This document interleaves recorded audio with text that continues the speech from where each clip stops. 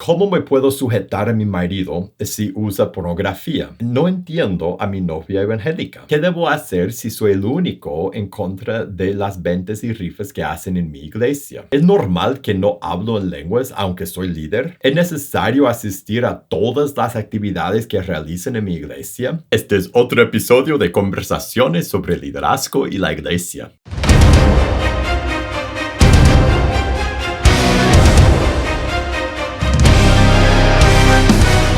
Hola, bienvenido a pazcondios.com. Mi nombre es Felipe y este es otro episodio de Conversaciones sobre el Liderazgo y la Iglesia. En pazcondios.com nuestra misión es capacitar a líderes para equipar a la iglesia. Y si tú quieres ver todos los videos que publicamos, suscríbete a ese canal y prende la campanita de notificaciones. Ahora, en este programa de conversaciones yo contesto las preguntas que me envían. Así, si tú tienes una pregunta de Dios o de liderazgo, de la vida, de la Biblia, de la iglesia, de liderazgo en la iglesia, una pregunta de tema que sea, envíame tu pregunta a preguntas@pazcondios.com, preguntas@pazcondios.com para que podamos conversar de tu pregunta en un episodio en el futuro. Ahora vamos directo a las preguntas de este episodio.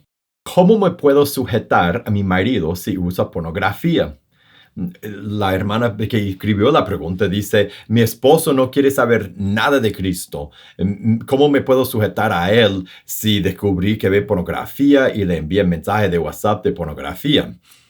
Esa es una situación dolorosa y una situación muy difícil.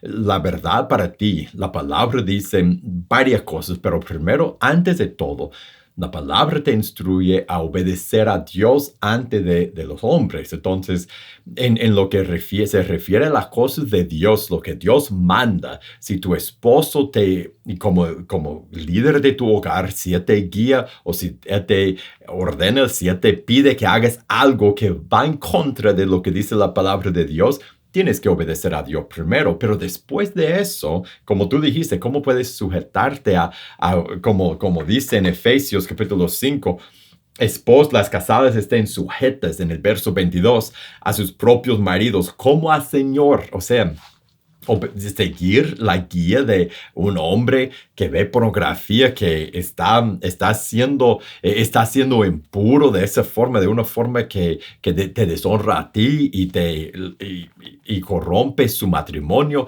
¿Cómo puedes someterte a él? ¿Cómo puedes sujetarte a él? ¿Cómo puedes seguir la guía de una persona que está haciendo eso? Y aquí dice, como al Señor. O sea, de la forma que sigues la guía de tu esposo, dice, así estás siguiendo la guía de Dios. O sea, seguirlo de esa manera, como de la manera que tú seguirías a Dios. ¿Cómo puedes?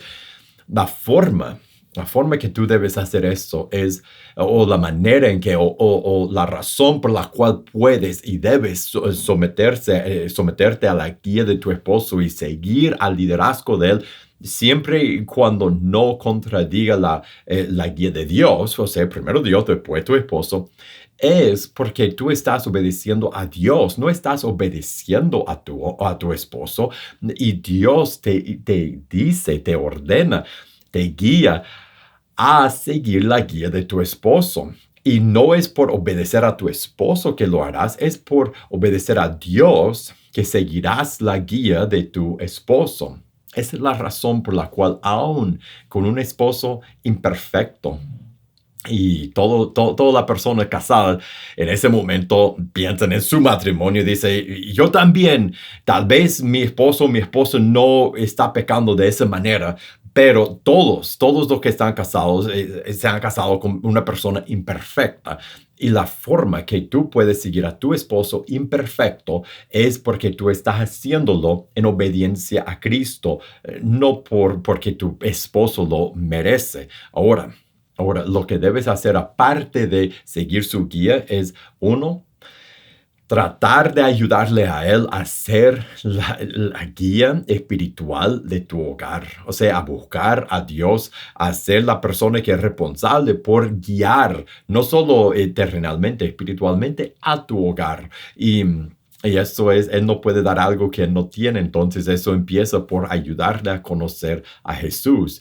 Y algo que puedes hacer para él, aunque él no quiera saber nada de Dios, tú puedes orar por tu esposo todos los días de rodillas, pedir a Dios por tu esposo, pedir que Dios lo salve. Eso es lo más grande que puedes hacer, someterte a tu esposo, seguir su guía y orar por él. Y acabo de pensar en un verso que sería un buen verso de luchador para ti. Es primero de Pedro, capítulo 3. Verso 1 a 6. Y ahí describe cómo hasta por tu ejemplo y por tu testimonio y por tu forma de someterte a Él, Dios puede usar eso para salvar, para abrir los ojos de Él al Evangelio. Entonces, lleva un buen testimonio, obedezca a Dios, sométete a tu esposo, siga su guía y ora por Él para que Dios lo salve. No entiendo a mi novia evangélica. Alguien escribió un comentario en uno de los videos de ese canal y en el comentario, ese fue el resumen del comentario, pero el comentario dice, soy católico y tampoco soy mayor de edad, pero tengo la edad suficiente para entender la mayoría de esas cosas. Mi duda se creó cuando mi novia me dijo que era cristiana, empezó a platicarme de su historia, pero yo no entendí muy bien, o sea que se supone que yo no puedo estar con ella porque le estaría distrayendo de la religión y yo no voy mucho a la iglesia. Y la realidad, la Biblia, la palabra de Dios habla de algo que en la Biblia que se llama yugo igual o yugo desigual. Por ejemplo, en 2 de Corintios capítulo 6, el apóstol Pablo habla de estar en un yugo igual. Uno que es creyente en Jesús, que sigue a Dios, un cristiano, no debe estar en una relación y en noviazgo y mucho más en matrimonio cabe en esa categoría de relación que sería una relación de yugo desigual. La cosa es si tu novia cristiana y si tú no compartes la misma fe que ella tiene, entonces los dos están yendo en diferentes direcciones opuestas. Y la realidad es que Dios siempre ha dicho a sus hijos que no deben andar con personas que están afuera de su fe, o sea, que no tienen la misma fe en Él, que no tienen la misma, que no creen en Él, que no sirven a Él. Y en ese caso, por lo que ella cree o lo que debería creer según la palabra de Dios, ella no debería andar contigo como novio porque están en un yugo desigual y de la misma forma, si tú profesas la fe católica, también por lo que tú crees, no deberías andar con ella porque no andan en lo mismo. Ahora, mi consejo para ti, más que todo, y yo sé que mis comentarios acerca de noviazgo tal vez no fueran de mucha ayuda, pero lo que sí te aconsejaría, más que todo, es leer la Biblia. Si tú quieres conocer a Dios, si tú quieres entender de ese Dios a quien tu novia adora y lee la Biblia. Si tú quieres tener una relación personal tú y Dios, si tú quieres llegar a conocer a Dios, lea la Biblia. Por medio de ese libro Dios te habla. Agarra la Biblia y a veces en esas situaciones preguntan si es la Biblia católica o la Biblia evangélica. Agarra la Biblia que encuentras a tu alcance, la Biblia que tienes en la casa. Agarra la Biblia, ábrelo, lee el Evangelio de Juan. Después lea el libro de Efesios y después lea el libro de Hebreos, el Evangelio de Juan, Efesios y Hebreos y empieza a leer la Biblia para conocer a Dios. Es lo más importante que tú puedes hacer en toda tu vida. ¿Qué debo hacer si soy el único en contra de las ventas y rifas que hacen en mi iglesia? Y ese fue un comentario que alguien dejó en el video de ventas y rifas en la iglesia. Puede buscar ese video en ese canal para ver este video, pero en el comentario dijo cómo debe proceder un creyente en esa situación. Se justifican eso por pagar el alquiler y lo demás, y todos están a favor y solo una oveja se opone. Pues mi consejo sería hablar con franqueza a los líderes en tu iglesia. Usa la palabra de Dios. Usa la palabra de Dios para expresar tu opinión y escucha lo que dicen ellos. Hable con ellos. Una iglesia Es la familia de Dios, ¿no? Es como, debe ser como una familia. Somos el cuerpo de Cristo, la familia de Dios. Habla con tus líderes y no de una forma de venir a decirle lo que ellos tienen que hacer. Habla con ellos, expresa tus dudas con la palabra de Dios. Y después, ese primero, después, en ese caso, porque ese no es asunto de salvación, no es doctrina de salvación, es preferencia en lo que uno quisiera que hicieran en la iglesia. Habla con tus líderes, después sigue la guía de ellos. Y si eres parte de esta comunidad, viva y trabaja y apoye como parte de esa familia. No estés ahí en la esquina con los brazos cruzados, que no puedo creer que están haciendo eso. Sé parte de la familia, apoyen lo que hacen, especialmente si son cosas que no son asuntos de salvación, si solo son preferencias en lo que piensa que es mejor, es hacer rifas, no hacer rifas. Puede ver mi video, tú ya viste el video en donde yo expreso mi opinión, pero siendo parte de una iglesia que después de expresar tus dudas y tus opiniones al respecto, ellos hacen otra cosa, siga la guía de ellos, siga a tus líderes y mi tercer consejo, no siembres cizaña. Algo que yo he visto muchísimas veces, lo peor es cuando alguien no está de acuerdo con algo así, que no es de salvación, que es una práctica de la iglesia, algo que en la iglesia hacen.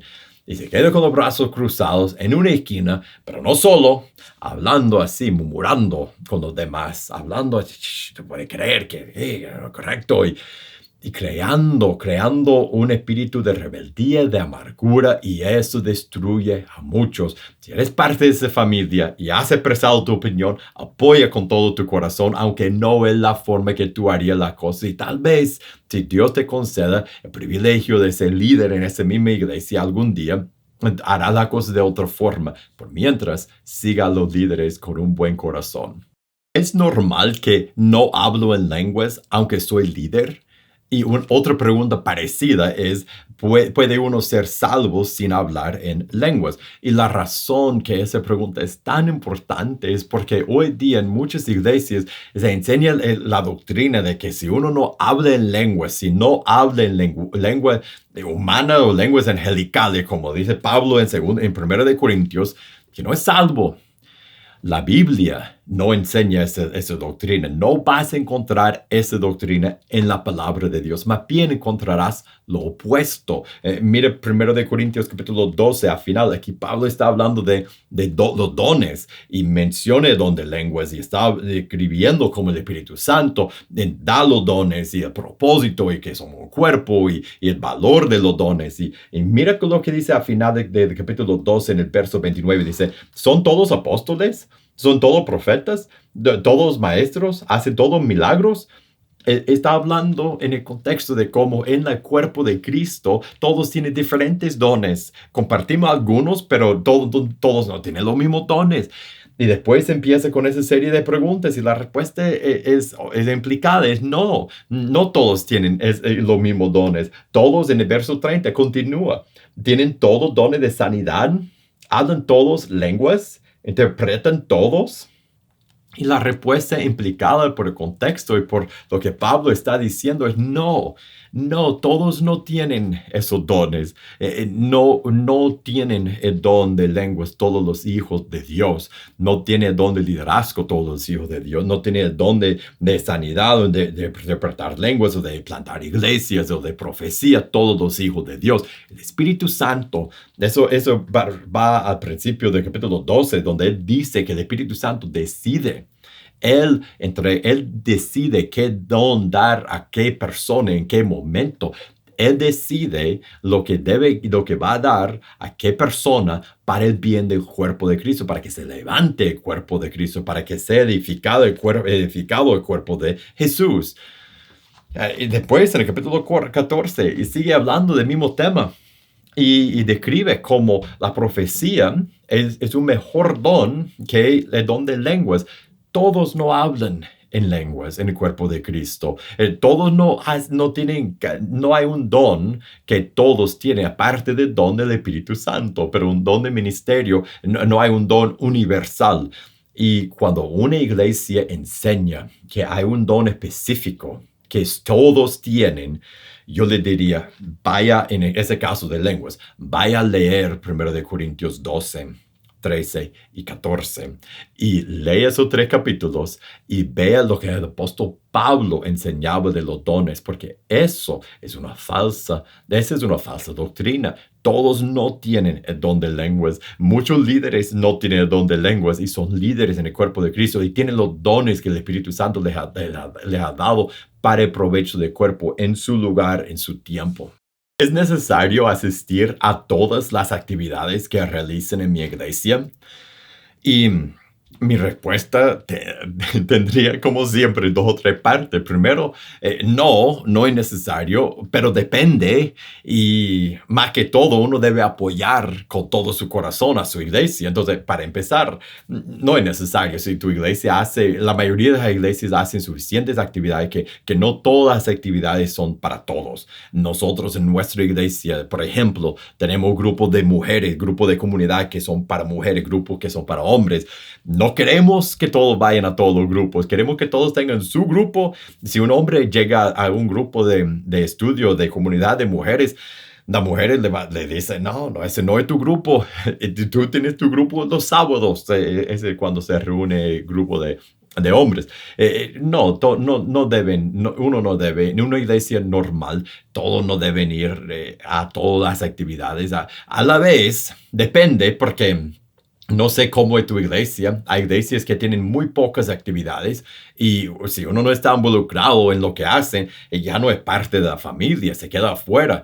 Depende por cómo es tu iglesia, por cómo es estructurada. Hay iglesias donde tiene una reunión todos los días y esas reuniones son para todos. Pues sigue y ese es mi tercer consejo.